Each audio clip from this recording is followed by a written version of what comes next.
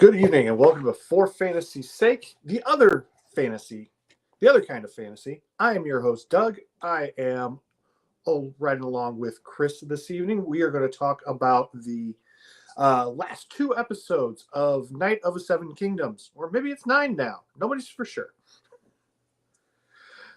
Yeah, let's just keep adding them on at this point. Why not? Just keep going. Yeah, I mean, we kind of all took them at face value. He starts naming them off, and I'm like, okay, maybe that is 9. I don't know.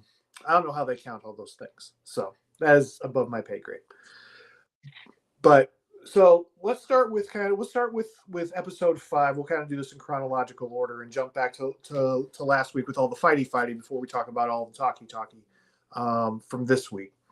So last week, very violent episode. Got a flashback kind of showing kind of where Dunk's kind of backstory was, why he thought so highly of Sir Arlen. Maybe a bit of a connection between, I think her name was Rafe and the lady. Looked very similar. I don't know if that was the illusion that they were trying to make, but it was definitely, most folks picked up on it that he definitely thought of her kind of in those similar kind of tones. It was a very interesting episode in terms of kind of what it meant. It had the shocker twist at the end, which I think was kind of the surprising thing from the whole episode. Everything else kind of played out pretty much the way that I would have expected. But I know, Chris, you were saying earlier today that it wasn't your favorite episode of the batch. What was about it that didn't kind of hit for you?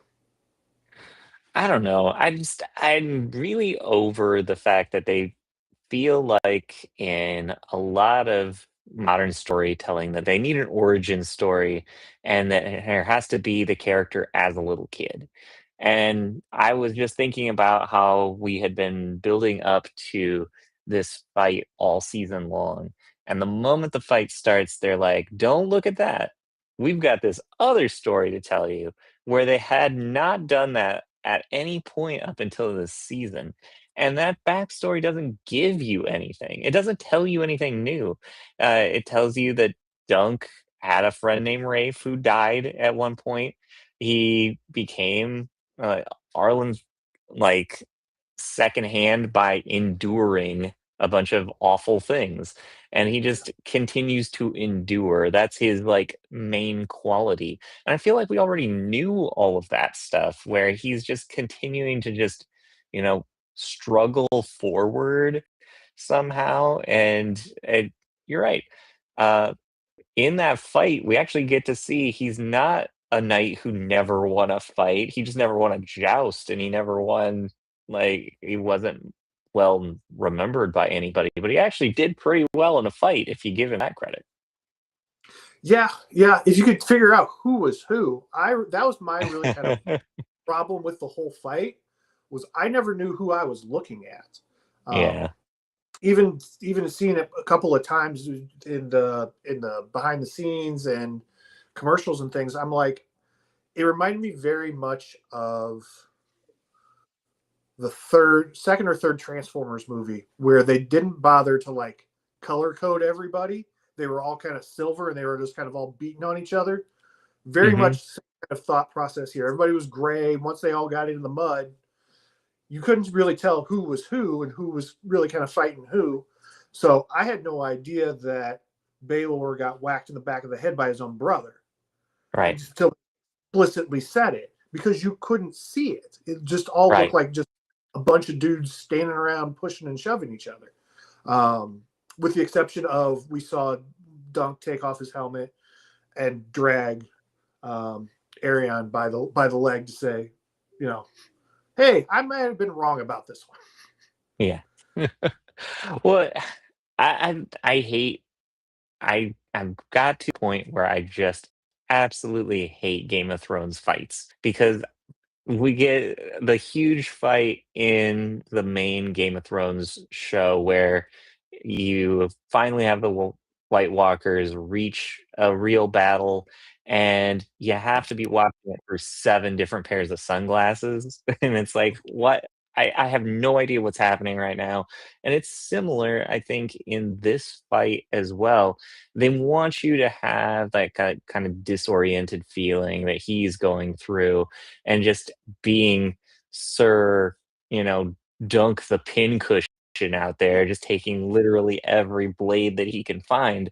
And all of a sudden, it's like, well, he eventually endures, which the backstory kind of set up, and he wins the fight by just constantly never giving in, and that's his main quality out of all of that. I I need you to help me out because the whole theme of that episode seemed to be related back to mothers and things like that, and I was scratching my head at the end of that. I'm like, so what does any of this mean? Because you have the night that they're robbing at the beginning, calling out for his mother. They bring up the fact that Dunk is trying desperately to wait for his mom, even though he knows that she's dead. He really wants to hold out hope and that she comes back for him. I just it didn't sync up for me. None of the episode felt rewarding. The only surprise that I had was when I saw that it you know, Baylor is there at the end and or yeah, I'm sorry. Well, he's there at the end and he's alive, and I was like, "Oh, well, he's alive." That is kind of a twist because I didn't think that was coming based off of everything that they had going for him, and then it's just like, "Oh, no, he's take off his helmet, he's gonna die right now." So, okay, we're good. We're good. We kinda we got everything out of the way. We're all good here. Yes, and a big crying scene at the end because Yeah. with a Upward I up yeah. upward shot, no. No! Has Yeah. to be done. No. Yeah, it was very confusing to watch. I kind of understood the like he's out there, he's fighting for his life, but like you said, he really only won that fight because he won the war of attrition. He just kept getting back up. Yeah. And so they really were kind of trying to push that get up thing that was really kind of his, you know, superpower, as you will, is that he could continue to get back up. Um, I, there was a lot of things I didn't understand about it. I did like um, the emotion that Egg brought to that episode when he's Mhm. there screaming for him to get back up, and they're about to blow the horn to declare it over, and then he just gives a way.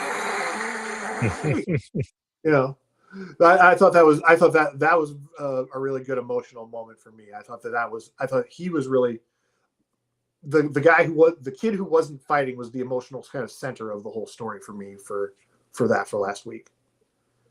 Yeah, and you need somebody to, like, care about these other people in the story here. I don't know, it's primarily focusing on what Dunk and Egg have together, but you see that lack of care from anybody because they just wanna call it and go home because they've been waiting to call it and go home since they were like, "Oh, well, here, we need a 7th guy for stickball, everybody. Let's get out here, and, oh, here comes somebody. Okay, we got a guy. So, now we can go home." Yeah. So the referee at the end of the game that's a blowout that wants to just go home, essentially, is what Egg is trying to hold off there. Yes. We got one more. We got one more pushing us. We still got three outs. When when you were a little kid, I just was thinking of this. I remember being a little kid and we were playing kickball at recess, and I remember it being cold, and my teacher like basically called the game because it was like recess was over, gym was over, and she wanted to go back inside. And I remember some kid yelling, "You have to give us even ups. You have to give us even ups," so that we, because clearly he didn't want to go back inside. But that was kind of that same kind of feeling of he's not quite dead yet, so you have to let him like try and stand up. Yeah, yeah.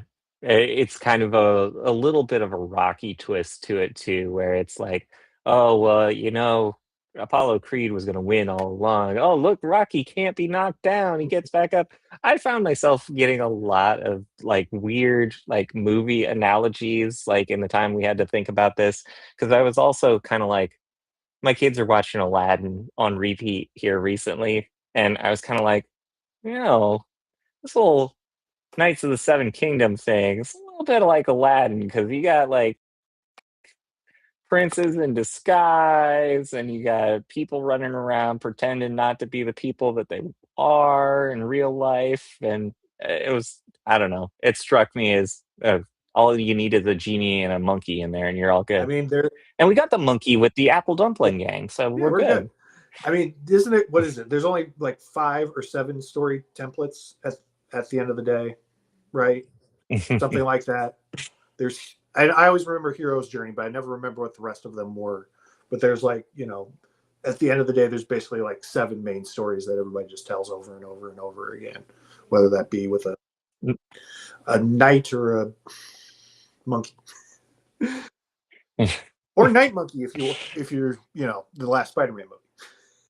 Hey, that Night Monkey could be pretty good. I think that is a show that Fox has already greenlit, just being able to hear what we're saying, and it is going to roll on after some of their other really programming. Well, they did say they were rebooting the Sonyverse, so we may be getting that. Yeah, there'll be a half-hearted Spider-Man tie-in somewhere in there. Speaking of movies, I did want to ask you this. Just because it ended up being about 3 hours, do you think this series would have been better served as a movie? Fat I, along the I way. I think so. Probably just because it does build some momentum in those last 2 episodes. If those last 2 episodes are tied together, I don't think I'm as hard on episode 5 as I am because it's kind of like the crescendo before like the rise. It felt like just maybe it's me putting more emphasis on it than I should, but it felt like that's what the whole season was building towards, and it it was supposed to be the conflict and then also the conflict resolution, and there was no resolution to it because of how it played out, and that left me just kind of empty because I was like, okay, next week we're doing the pick up the pieces episode, and then it's finding out how they get Egg and Dunk back together to go out on the road and bring this show to the rest of the Seven Kingdoms. But yeah, I just couldn't. I think you're right. It would have been better served as a movie because it would have had a spot for those more downbeats to be in there instead of it being, okay, this is the episode where stuff has to happen. Right. I think that's why I feel kind of the way I do about. I feel about 6 the way you feel about 5. Mm. Was I could trim that whole thing down to the last scene where you know Egg and Dunk go on the road, where it has the resolution. I don't need to see him checking in with all these other people for 20 minutes. I'm like, we can cut all of this out. Make last episode 45 minutes and make episode 5 45 minutes. You basically could have gotten to the exact same point. So for me, I would have trimmed a lot of 6 out. I didn't need to see him talking to folks. I didn't need to see him. I didn't need to see the new Apple Knight not understanding how pregnancy works. Right. um, or other things. I did like the bit of with Lionel, and I would probably keep that where he's like, I thought that was a good emotional scene Yeah. where it was like he didn't risk anything for you. He's like he's out there fighting some dudes who can't really hurt him. He's like he didn't risk anything for you. The rest of us did, and Hmm. I like that. But juxtapose that performance against just him and Duncan Makor talking. The guy who plays Makor, and I'm not saying he did a bad job, but you didn't feel the emotion there. And I get that he's supposed to be a more restrained individual, Hmm. But just comparing those two performances, Yeah. very much, I don't want to use the words mail it in, but you can tell that one was really kind of going for it. The other guy really kind of wasn't. What do you think? Do you agree with that statement? I mean, I felt the same way as you initially, probably, in watching that scene because I'm thinking, we already just had this scene and we're doing it again for some reason. And that didn't play right with me the first time. But thinking about it after the fact, I think they want to set it up for you where Lionel's still offering his hand in friendship. And all he's getting from the Targaryens is nothing but contempt about how he essentially the big takeaway is the line about the gods don't favor a fraud, but Dunk is questioning himself and Mhm. still considers himself to be that fraud. So he doesn't he's turning down Lionel, but he wants to still kind of be with the Targaryens even though they want nothing to do with him, and that's he's lost kind of like right where he was at the very beginning of the show without purpose again. And so he's getting these different options of what he can go and do. And mostly what HBO wants you to want him to go and do is play the mobile game. I don't know if it's just the service that I have or if you have that as well, where it is just constantly harassing you about the mobile game that exists and how you need to be playing this mobile game. But man, they want you to play that game real bad. I have luckily managed to dodge that. I see the commercial when I fire up HBO Max, and that's it. So I've Okay. managed to duck that. I was going to ask a question there, and it just went out of my head about those. Oh, if you were Dunk, would you have taken Maylor's initial offer of come with us to Harrenhal? Boy will squire for you there, and you can finish learning how to be a proper knight there. Would you have taken that offer? I think there's no way he can take it, and this is the one time I think that he actually showed that he was a savvy person more than he was just willing to latch on to anything that came around to him. Because if he takes that offer, he's murdered eventually, either by Aerion or he's murdered by one of the Targaryens when they get tired of his act. It just feels like that had to happen if he went with them. Nothing good could come from it. And I think in this episode, we also see that Dunk just wants to wallow in what damage he's also caused for himself, too, and what Mm-hmm. he's done overall.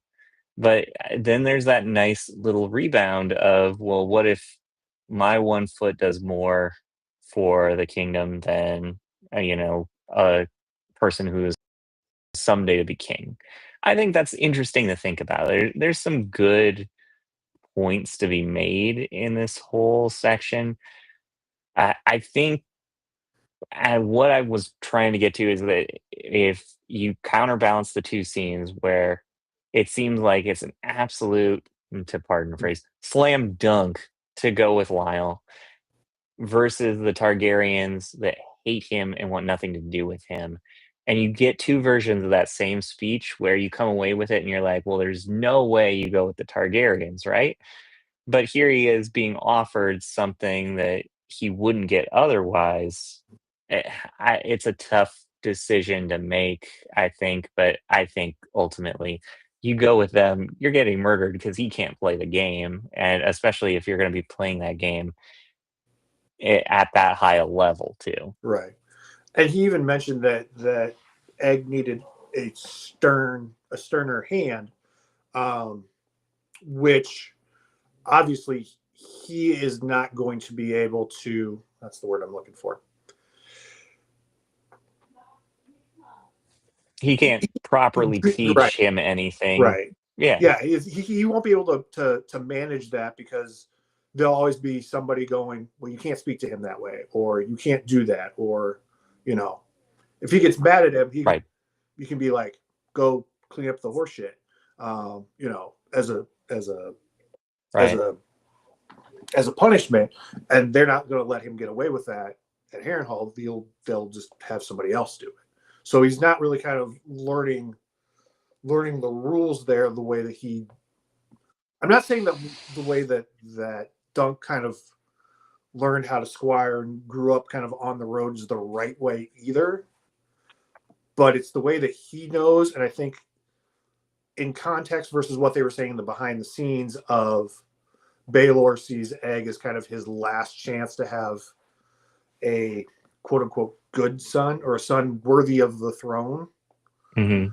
that he needs to be taken out of that environment and shown a different way of doing things, which he's already kind of snuck off and tried to do on his own in the first place, and we see again at the end snuck off again, um, and seems to enjoy that life.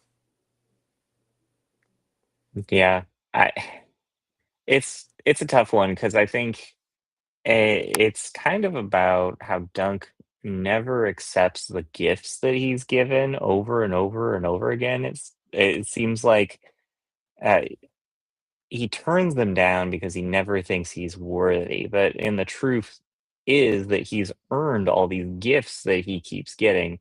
Like he gets Sweetfoot back at the end.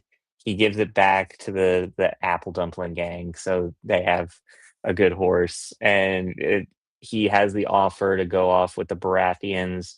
He turns that down because he just doesn't feel right being there with them. That's not who he is, I think. But he just keeps turning down these things because he doesn't feel like he's worthy of them. So I thought that was kind of interesting. And then the fact that at the end, I think it's similar. It's not beat for beat, but it's similar to the end of the first season of Last of Us or the video game The Last of Us, where you have a character tell kind of a fiction, uh, and you have to wonder if the other side of the coin really buys that fiction. Because the minute that you see Egg run up and he says, "Oh, my dad said I can come with you," it's like, well, I think we would probably want to like go to your dad and have him say that to me if I was Dunk in that situation, just kind of playing that out when he comes running up. But also, I think he desperately needs that. So he is willing to overlook it. He's willing to believe the lie in this case because he wants to believe it more than he really truly believes it, if that makes any sense. Yeah, no, it's what he needs in the moment versus. And so he wants to believe that he's telling him the truth, even though deep down he knows he's probably not. So no, I totally get that. Yeah, he's yeah, I agree, and it is a change from the books too. Evidently, in the books, Maylor does actually send Egg with him, Oh, okay. because for all the points that Dunk makes of you want him to be different, you have to put him in a different environment than what you raised your first two sons in. You've got to Yeah. give him you you can't keep doing the same thing over and over again expecting different results. So in the book, he allows him to go and he's off to do the squiring thing. Now here in the show, like you said, now we're kind of back to where we were in episode 3, where he's now essentially a fugitive because Hmm. once they figure out that Egg's with him, they're going to go try and track him down. And much like if you watch Reacher, if you're a big dude, you kind of stand out in the crowd. And it's Right. hard to say, hey, have you seen a really giant guy come through here recently? And they go, oh yeah, he's got a little kid, bald. Oh yeah, so I seen them 2 weeks ago. They went that way. It's not hard to be. He's not going to be hard to find. I think they kind of ruined that moment too, or just to play it for a little bit of a laugh at the end and to be like, okay, uh, yeah, where is my son? That it felt like it would have been better left left for you to try to figure out if this was a real, like, change of heart or if it was just another lie. I thought that would have been a nice little, like, storyline to have at the end of the show is a little beat in there about who's really telling the truth. Is this real or what is happening here? But then they just outright tell you, which I think kind of ruined it a little bit for me. I Mhm. do like the Darren basically telling him to save Egg and that nature versus nurture kind of construct that you're talking about too. With that, I think that maybe that's Darren's, like, smartest thing that he's done in the entire episode because he doesn't make it about, this is something that you should do. He plays to his nobility of doing the right thing. It's about you need to save him. And I think that really strikes a chord with Dunk because he wants to save people. He wants to be a knight. And part of being a knight means that he's saving somebody or helping somebody, and he needs to be able to see it through that lens instead of him raising a boy king. Right. Yes. Yeah, that's exactly what it is. He needs that. That's his carrot versus the stick of making him do it. Yeah, you're right. So he pulled the right lever there. So Darren maybe has a little bit more brains than what we gave him credit for. Mhm. With that, overall, what did you think of season one? I think it was. I feel like it was worth the ride. I don't know that this makes me super excited for another season, but I kind of want to see where it goes from here. I think through 4, 5 episodes, well, more like 4 episodes, I would have, like, highly recommended this show. It just didn't stick the finish for me. It had really good things in there, but it just didn't feel big enough, and maybe that's the most, like, Game of Thrones way that a show can be, is it's not big enough. It's supposed to be more like real life than it is, this monumental finish or anything like that. It just I was looking for just a little bit more out of it, in how it tied things together, and that's never been Game of Thrones' strong suit, is having things come together. It's more about, like, the weaving of storylines and them, incidentally intersecting every once in a while, but it doesn't bring them all together in this final culmination the way other shows are very good at doing. Yeah, I mean George can't make an ending. I'm shocked that you would say that. He's been putting it off for years. Yes, I did see a theory about that this week where it said the the last book is probably finished, and he's just going to wait until after he's dead to release it, so that he doesn't have to hear everybody bitch about the ending. Yeah. I'm like, I could buy that. I could see that is a very George thing to do. I could see him doing that. I think that makes sense. Yeah, Yeah. I'm totally on board with that. Yeah. I did wanna get your take on the penny tree angle of everything and what that all means, because I was kind of listening to that story and, it's kind of the call to war is you put the penny into the penny tree. It's also a condemnation of the way that they, as the small folk, have to live their lives.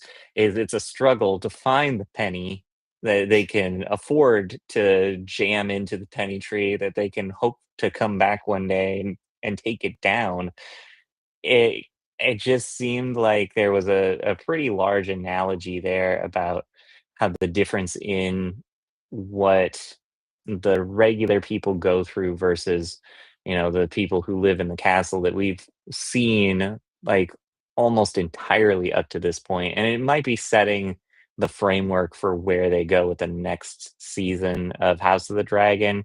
Although that one seems like, in your terms, it's gonna be very fighty fighty, so I don't know if we're gonna get too much subtext in there. Yeah.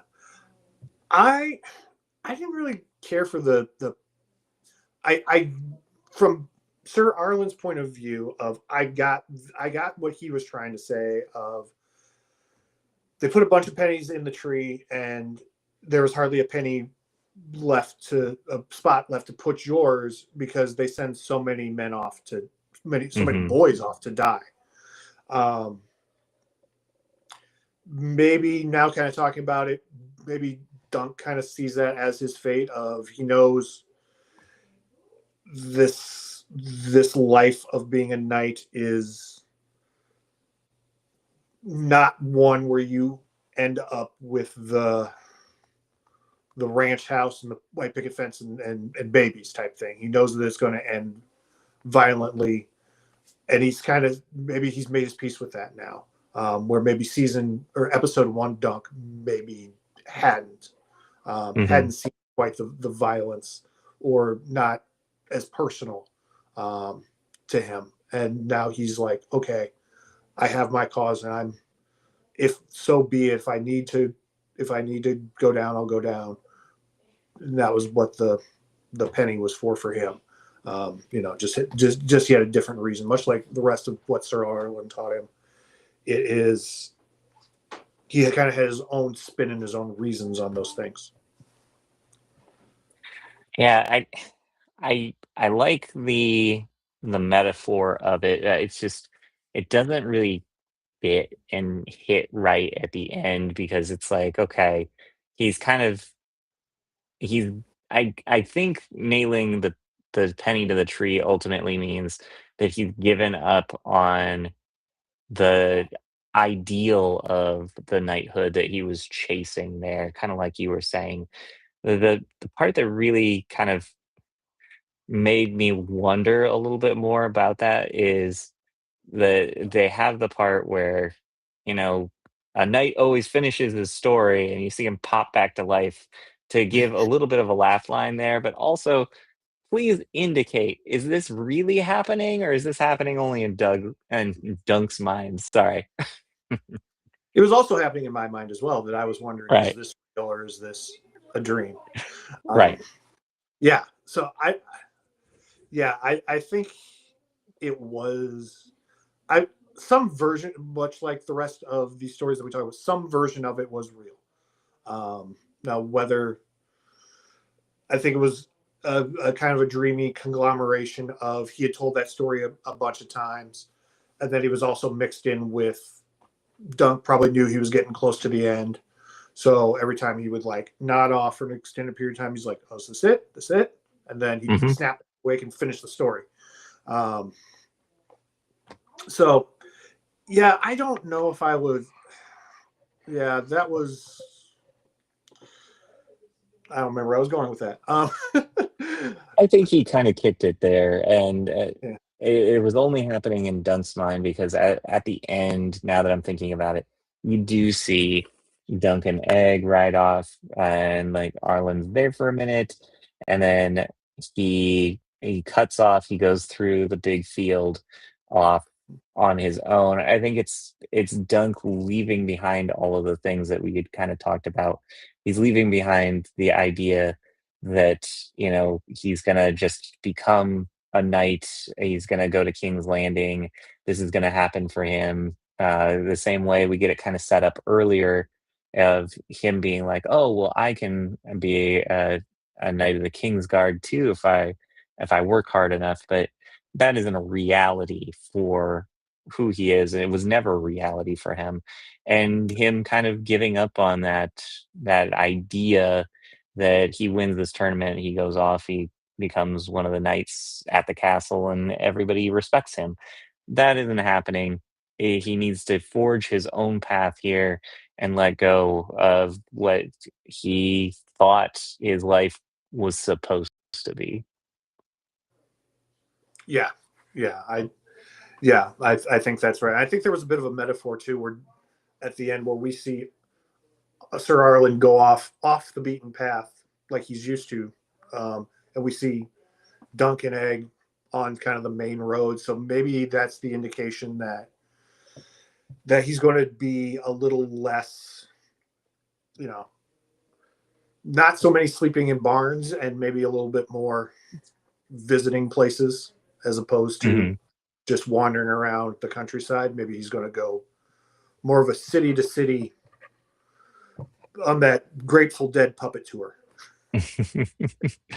Probably. So I wonder if it is gonna kind of be a little bit of, you know, villain of the week uh in season 2 where they pop over here, they see what evil is befalling Dorne, and then they head off over to the Vale or someplace like that. They just keep it moving like with each episode. I don't know how they do season 2. What's your idea of an a season 2 you wanna see or a season 2 you wanna watch? I would say more of a longer. I wouldn't move them place to place just because one of the things that people kind of complained about with season 8 of the original Game of Thrones was by the time we hit season 8, they were basically flying to places because there was no way that you could get there in a boat in a half an episode. Right. Um, you know, so I think with this, them just being on horseback, yes, make Dorne all one, um, Like all of season 2. all of season 2. Yeah, make each location its own season with maybe not a mystery, but definitely there's some kind of season long problem to solve. I like my villain of the week, but I would want to see, maybe the villain is the